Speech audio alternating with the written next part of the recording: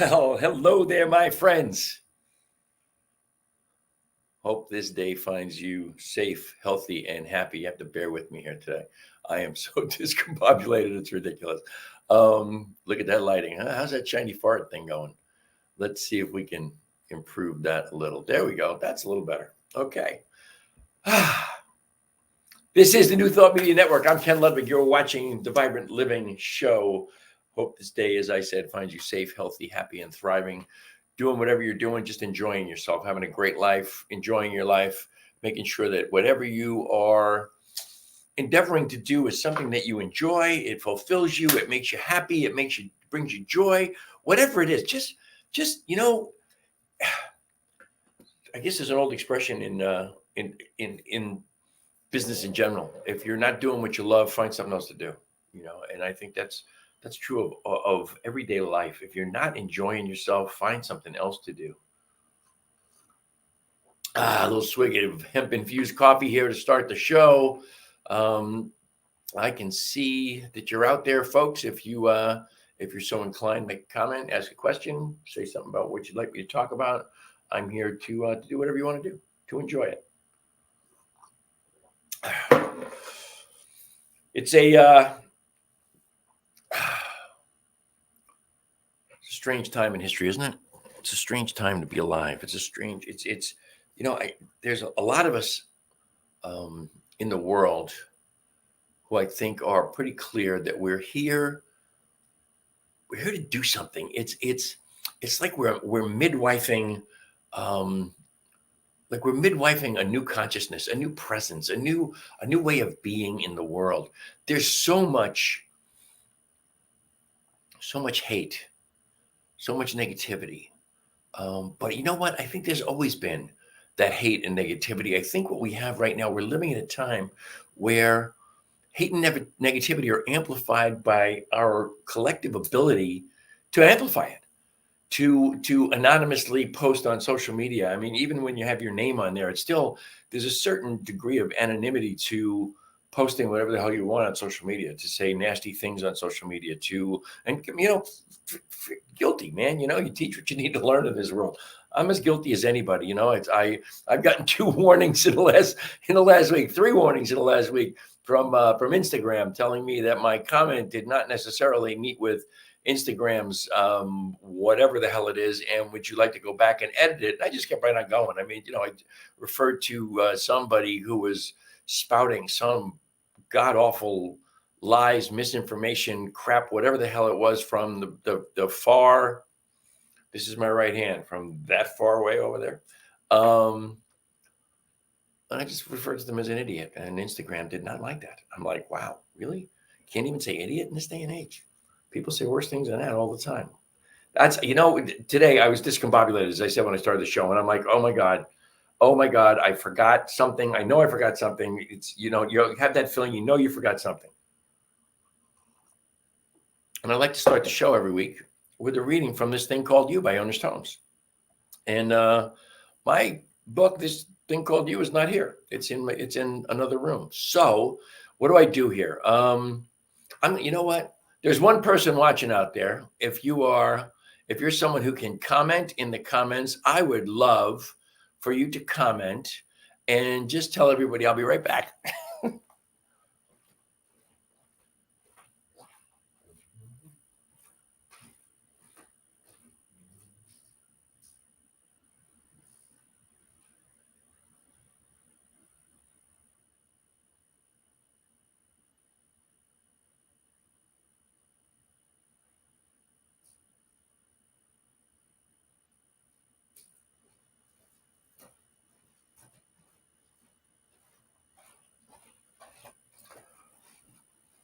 He's back. And it's really funny. I didn't have a book, because after last week's show, I put it back where it belonged. As opposed to having it being visible all the time, it was back on the bookshelf where it belonged.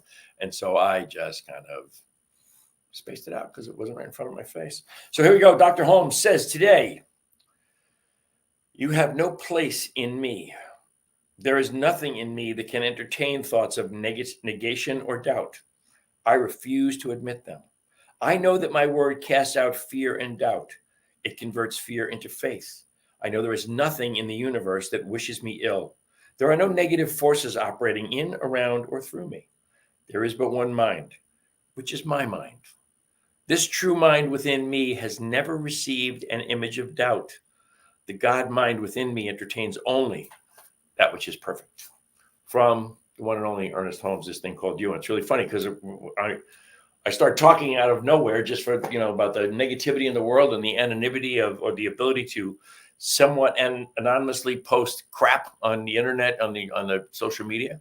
And what do we get from Ernest Holmes? But exactly that kind of a quote, that there's no place within us for negativity. And there's I talked last week about my definition of awareness. My definition of awareness is the time, the closing of the time between the realization that I'm having a negative thought and the embracing, if you will, of the positive thought 180 degrees opposed to it, that negates it, or that changes it to the positive. And as you close that gap of time, you become more and more and more aware of not only yourself, but that we all have these negative thoughts, that these things happen, that we do this. And as we've arrived at this place where we have this social media thing where we can talk about all the negativity we want all the time, anytime, what we wind up with is a constant barrage of this negative energy. I have a handful of people, maybe more than that, on my social media that are very positive people, spiritual people, people who are oddly enough, in my industry, in the network marketing industry, folks who are very, very positive and look for the positive. They look for what's the good side of everything. What's the silver lining inside every cloud? And those people, I really cherish them. And they teach me every single day that I can be more positive. I certainly can be, because I get caught up in the politics of the day. I get caught up in that negativity. I get caught up in the proliferation of misinformation and disinformation that drives me absolutely bananas. And I probably shouldn't let it drive me bananas, because it is what it is. It's the old joke, right? Wow, I totally agree with you. And I have changed my point of view completely. And now I'm going to go right over to being a fan of so-and-so, said nobody ever, on Facebook. It just doesn't happen. We don't change anyone's mind. The only person's mind we change is our own. The only thoughts we have control over, the only thing we have control over in the entirety of the universe, is what goes on between our ears. So trying to change someone's mind on Facebook, certainly in the realm of politics, is crazy, number one. Number two, and I keep doing it over and over and over again, and it seems to me that still is the definition of insanity. So the negativity serves what? No one and nothing.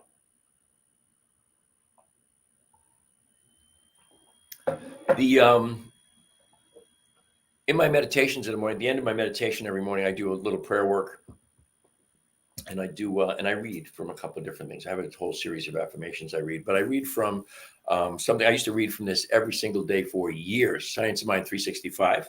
I've gone back to that after not reading it from it for years.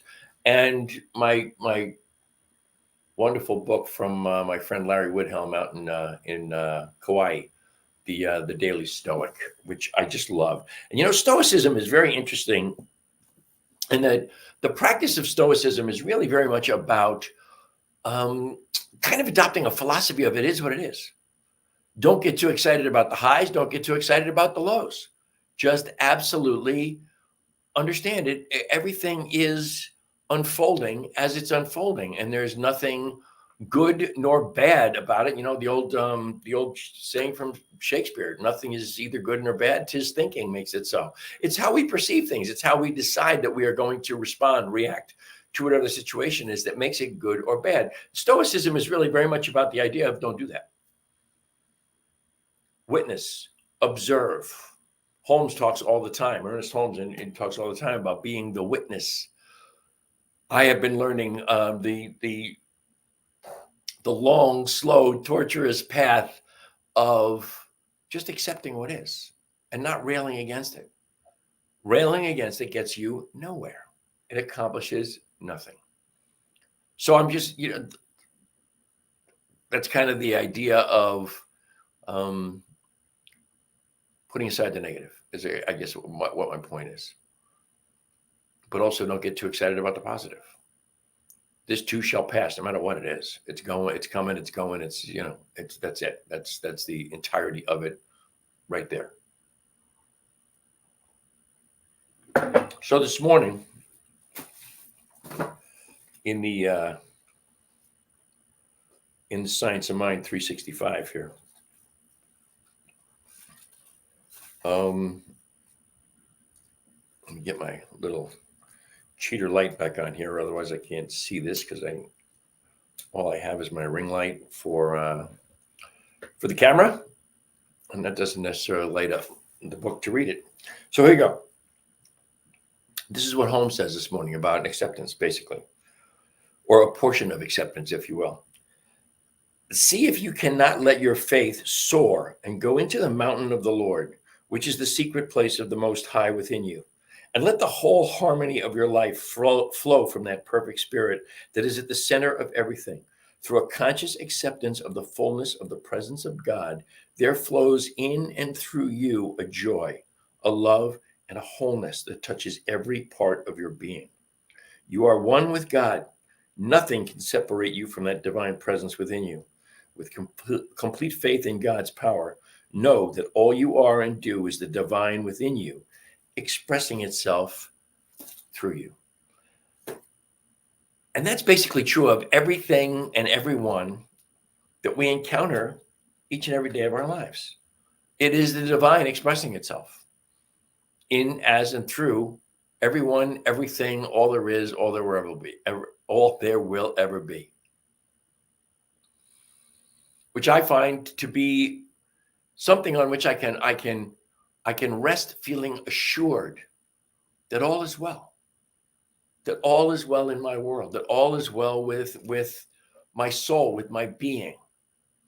I can rest in that feeling of assuredness if I will simply just accept that everything is God unfolding. And it's all unfolding for our highest and best, for our good. And everything that I encounter that is unlike that good, to me, is usually just an opportunity to prove to myself something that I've already affirmed, something that I say I believe, to affirm that I am always constantly growing and transcending whatever is less than that thought of God within and God everywhere. And as I've said a gazillion times on the show, just never, ever, ever losing sight of God. Folks, I can see you're out there, and if you have a comment, a question, or something you'd like me to address, please make a comment. I would love to hear from you and hear what you have to say. As always, Wayne, I can see that you're out there. I can't always see where you folks are. I can see that you're out there. I can see that you're watching from certain places, but I can't see who it is. So, we stream, as I've said before, we stream the show on 6 different platforms. I stream it on 3 Facebook pages of mine, the New Thought Media Facebook page, and 2 YouTube channels, New Thought Media and my own. So it's out there being broadcast at 6 different places. I can't tell where you are, and not all of those places are you capable of commenting on the show. But if you're out there and you can comment, please do it.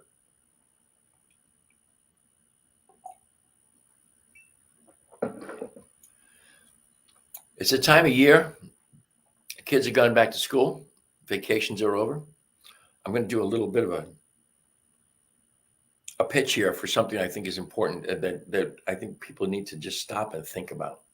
When I was young, my whole life actually, from the time I was born, my mother was a full-time mom. My mother raised 9 children. That was her job.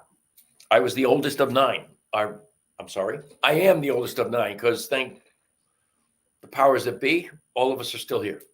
But the oldest of 9, so I was the first one. I was born in 1950. Do the math yourself. I'm not telling you. And my mother never got another paycheck for the rest of her life. My father worked, when I was born, my father worked for Nabisco, the biscuit company, the cookie company. And he made, as I recall, $54 or $56 a week. And he supported his family. And I think right up until after my brother Mark was born, who was next after me, my father supported his family of four on whatever that pittance was. He went into the insurance industry, and he chose to go into management over sales. And in the time when we lived in a very nice upper middle class neighborhood in New York, in Massapequa, New York, on Long Island, right around the corner from Jerry Seinfeld. All my siblings went to school with the Baldwin brothers. There's some famous people from Massapequa. Jerry Seinfeld took over our paper route when we gave it up in 1964 or 5. We belonged to the beach club. We had a boat, not a modest boat, not a yacht, but a modest outboard motor boat. We belonged to the beach club, as I said. We didn't want for anything. We didn't have gratuitous amounts of stuff, toys, and those kinds of things. My parents were both depression babies, so my father was very much about, you want to start wearing a certain kind of clothing. If I wanted to wear bell-bottom pants, I better get myself a job and find a way to pay for bell-bottom pants, because he sure as hell wasn't buying me bell-bottom pants. Nor was he buying me boots to wear. He was buying me penny loafers, and that was about it. Excuse me. And the necessities, and regular haircuts, until I decided one day when I was at 18 years old, I had to announce I wasn't getting any more haircuts. Anyway, I digress. My mother never got another paycheck, and my father supported 9 children in a very nice house, a 7-bedroom house, in a very nice neighborhood, 2 cars in the driveway. We never wanted for anything. We ate well. We went on vacations together as a family, not to ritzy places, but a place where my father could afford to take us all. And my father, at the height of the 9 of us, and after I left, I think my father made more money than this, but at the height of there being 9 of us in this house in Massapequa, my father made like $120,000 a year, which was a bucket load of money back in those days. That was, I'm going to guess that in this day and age, it's probably north of $500,000 a year, accounting for inflation. But here we are in the 21st century. Oh, and I went to private Catholic school. I went to a private college. My brother Mark, my sister Susan, both went to college in upstate New York, away from home. I went away from home for 1 year, but I came back and went to the State University of New York at Farmingdale. I went to night school there actually for 2.5 years. But and everybody who wanted to go to college managed to go to college, and my father paid for it. Now we come forward to the 21st century. Few and far between are the families where one income can support a family of 4, let alone a family twice that size. If you have 2 cars, you're ahead of the game, although most people have to have 2 cars at this point in time. But the point is that nobody is making it on one income unless they're in the top 10% or 15%. They're way at the top of the heap as far as income goes. And people are getting a little nervous, a little scared, because there is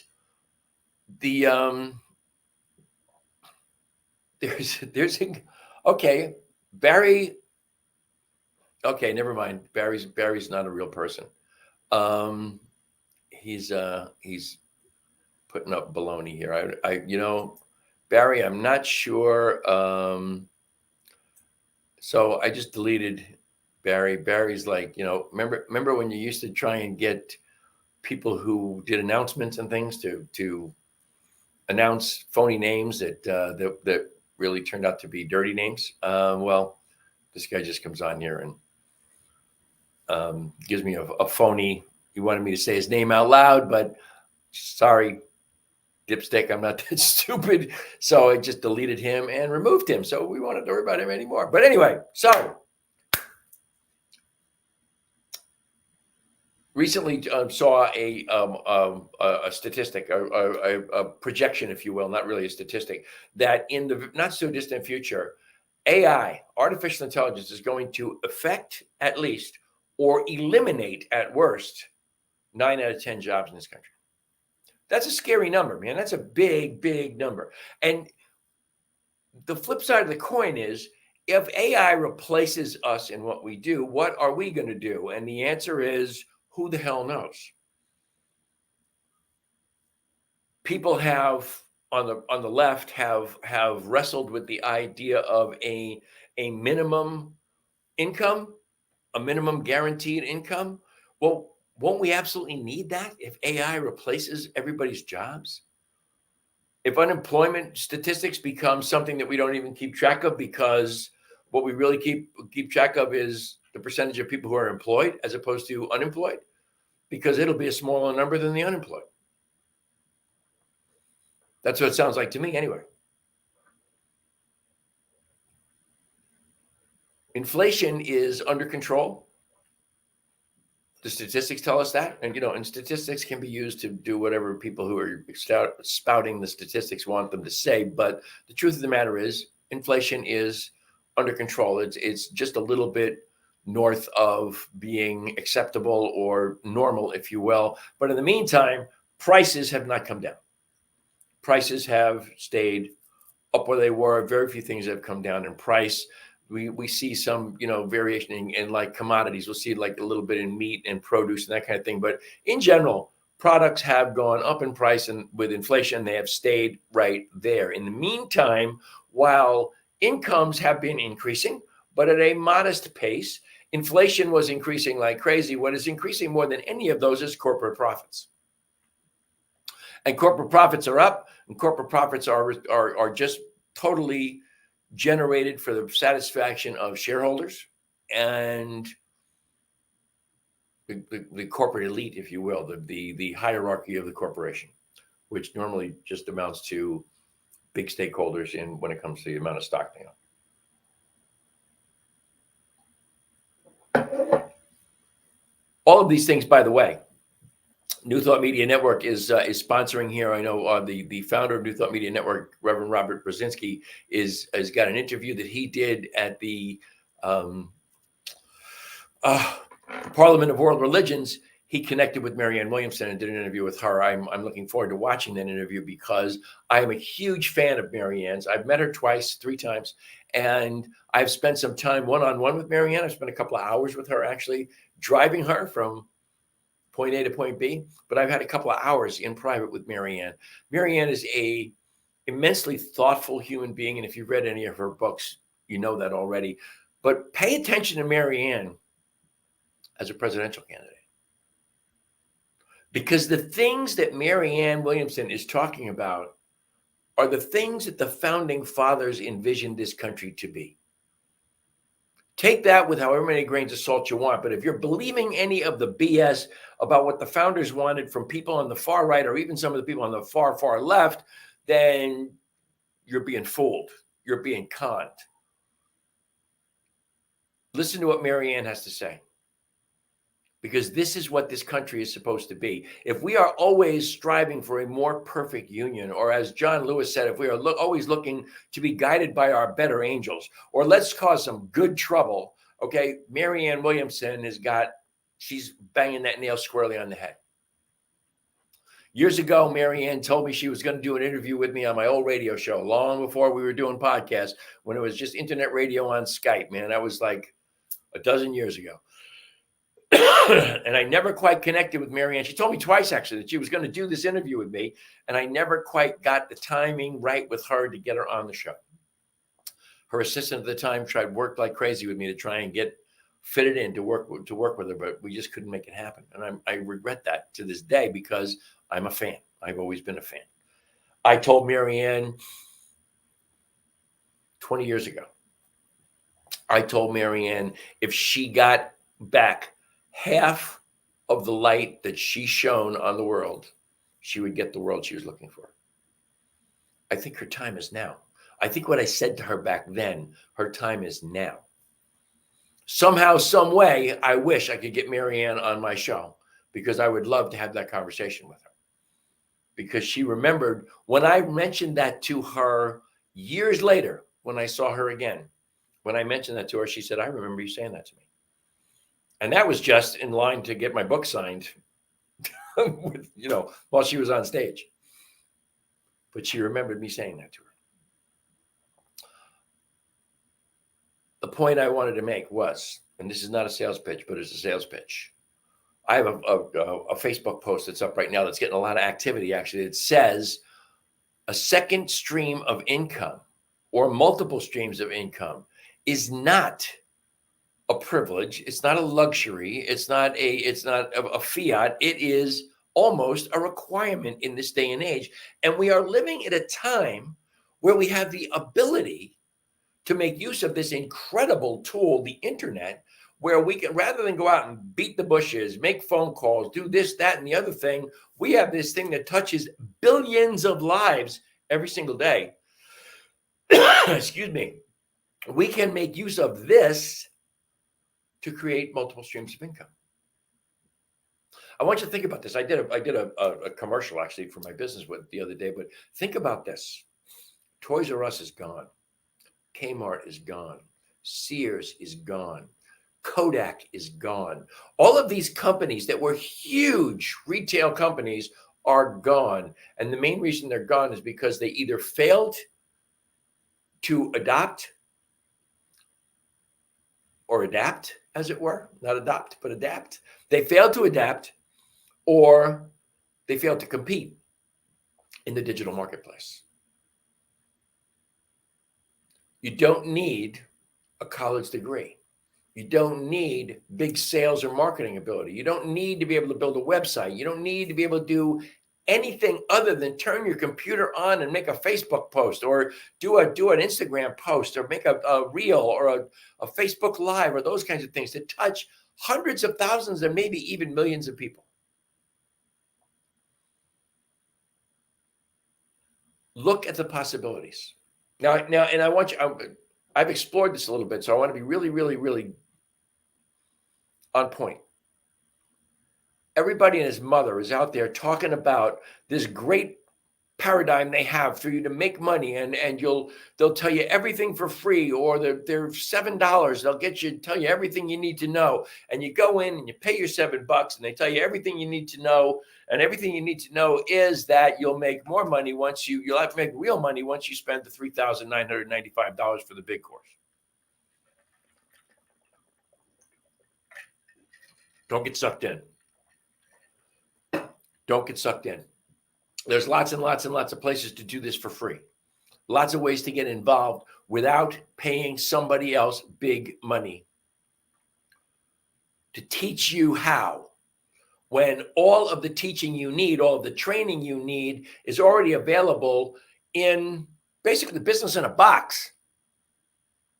It's what I do. And I'll be glad, and I don't want to sound like a sales pitch, but I'd be thrilled to bring anyone in and show you the whole thing, show you everything. I have nothing to sell. There's no upsell. There's no whatever. Eventually, what we really want to do is, I hope, is to make this extra stream of income part of the paradigm, part of the community of New Thought Media Network, so that we can benefit each and each other. We'll see where that goes. But anyway, it is a time in history where that multiple streams of income can be a life-changing event. And if what would you do with an extra $200 a month, an extra $500 a month, an extra $1,000 a month? What would you do if you could actually make an extra $1,000 a week? I'm not going to give you any numbers. I'm just telling you those things are possible without having to spend money on somebody's course, or buy this or buy that, or blah, blah, blah, or ongoing coaching to charge you thousands of dollars, and you get ongoing coaching until you make so much money a month. Baloney. I post every week, and folks, that's pretty much all I got for you this week. I post for you every single week. I post for you the ways to get a hold of me. If you're interested in checking any of that out further, there you go. Email me, teamrockitnow@gmail.com. I'll be glad to help you explore the possibilities. How can New Thought Media Network, how can Vibrant Living help you to generate enough additional money in your life to make you feel comfortable, to make your family feel comfortable, to relieve the stress and the worry that comes with the uncertainty. Am I going to have a job next month? Am I going to have a job next year? Is the company I'm with going to, am I going to retire, and are they going to declare bankruptcy and my pension goes away? Believe me, I know people who have had that happen to them. They had this really nice pension program and they quit the job and company declares bankruptcy and the first thing goes away is the pensions. Always remember that we are, why is this not coming up here?